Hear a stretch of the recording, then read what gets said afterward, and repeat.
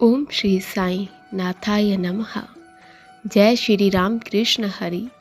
साईं राम जी सभी साईं भक्तों को साई मॉर्निंग, हैप्पी मॉर्निंग। मैं आशा करती हूँ कि बाबा की कृपा से आप सभी लोग एकदम ठीक होंगे, अच्छे होंगे और बाबा की कृपा आप सभी पर हमेशा बनी रहे। आज का साईं संदेश। मेरे प्यारे बच्चे, मैं देख रहा हूँ कि अभी तुम्हारी परिस्थिति कुछ ठीक नहीं चल रही और तुम्हें अपने चारों ओर अंधेरा नज़र आ रहा है। लेकिन बच्चे, जब तुम्हारे साईं तुम्हारे साथ है और तुझे मुझ पर विश्वास है तो तुम्हें हर परिस्थिति में मजबूत होना चाहिए। लेकिन बच्चे, मैं देख रहा हूँ कि तुम बहुत चिंता में रहते हो।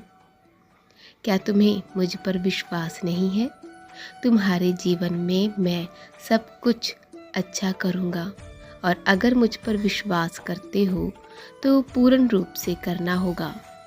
बच्चे, मेरे रहते चिंता क्यों करते हो? जब मैं हूँ तुम्हारे जीवन में सब कुछ ठीक करने के लिए, तो चिंता करके खुद को इतना कष्ट क्यों देते हो? क्या तुम्हारी चिंता करने से सब कुछ ठीक हो जाएगा? नहीं ना, बल्कि चिंता करने से और हर वक्त सोचते रहने से तुम खुद को ही और अधिक दुख पहुंचा रही हो और तुम्हारे मन की स्थिति खराब हो रही है। इसीलिए बच्चे, चिंता को त्याग दो और जीवन में जो भी मिलता है उसे स्वीकार करो। मैंने तुम्हें इतना सक्षम बनाया है कि तुम दुख में भी खुशी ढूंढ सकते हो और अपनी हर समस्या का समाधान निकाल सकते हो। तुम मेरे बहुत ही अति प्रिय बच्चे हो। मैं तुमसे बहुत प्यार करता हूँ। तुम इतने निराश क्यों हो जाते हो फिर? मेरी तो हमेशा यही कोशिश रहती है कि तुम एक मजबूत इंसान बनो। मैं हमेशा तुम्हें कहता हूँ ना कि तुम्हें वो सब कुछ मिलेगा जिसकी तुम इच्छा रखते हो। तो बच्चे, ये बात मैं यूं ही नहीं कहता। तुम्हें क्या लगता है कि ये मैं वैसे ही यूं ही कह देता हूँ? नहीं बच्चे, अगर मैं तुमसे कुछ भी कहता हूँ तो उसमें पूर्ण रूप से सच्चाई होती है। ये तुम क्यों भूल जाते हो और मेरे प्रति अपने इस विश्वास को क्यों डगमगाने देते हो? मेरे बच्चे, तुम्हें सब कुछ मिलेगा, तुम्हारी हर इच्छा पूरी होगी। लेकिन अगर तुमने अपने जीवन में सबूरी रखी, अगर तुम अपने जीवन में सबूरी ही नहीं रख पा रहे तो कैसे तुम मुझ पर विश्वास रख पाओगे और कैसे तुम्हारी इच्छाएं पूर्ण हो पाएगी? तो बच्चे, धैर्य रखना बहुत ज़रूरी है। जब तुम अपने खेत में फसल बोते हो ना, सबसे पहले उस खेत को उस लायक बनाते हो ना कि उसमें बीज बो सको। फिर तुम बहुत मेहनत करते हो बीज बोने से पहले, और जब बीज बो देते हो तो उसमें पानी, खाद, दवा सब डालते हो और इंतज़ार करते रहते हो कि उसके अंकुरित होने का सबूरी रखते हो ना, क्योंकि तुम्हें अपनी मेहनत पर भरोसा होता है कि मैंने इसमें बहुत मेहनत की है तो ये अवश्य होंगी। सबूरी रखते हो ना। और जब बीज अंकुरित होकर ऊपर उठते हैं तो फिर तुम्हें उसके बड़े होने का इंतज़ार रहता है और उसमें लगातार मेहनत करते हो, समय समय पर पानी, दवा सब डालते हो, है ना, ताकि उसमें फल आए।